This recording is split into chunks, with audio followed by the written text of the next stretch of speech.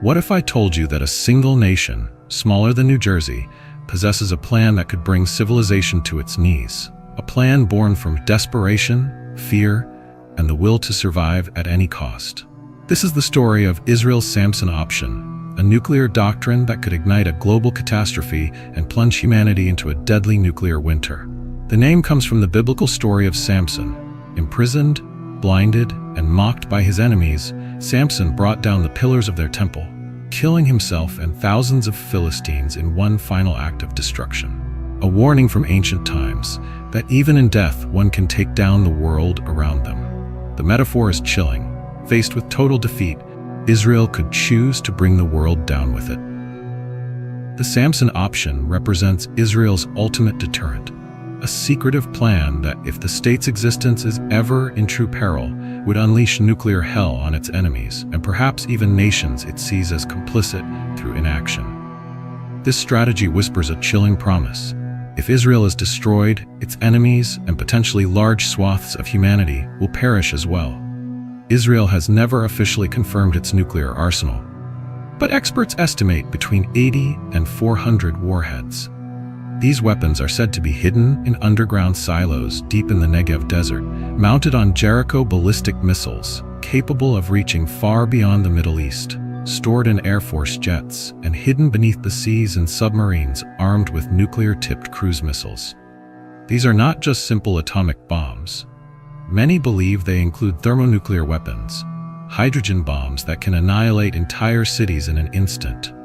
If the Samson Option were triggered, dozens or even hundreds of nuclear warheads could rain down across enemy capitals, military bases, and industrial centers. But the destruction wouldn't stop there.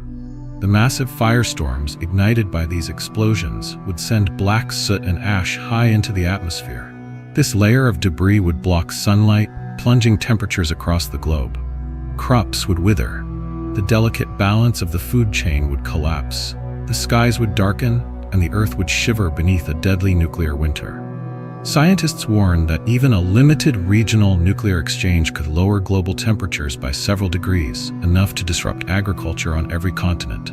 The Samson Option, involving a potentially larger strike, could lead to far worse consequences: failed harvests, mass famine, economic collapse, and the death of billions. Even nations untouched by the bombs themselves would be doomed. Why would Israel consider such a horrific path?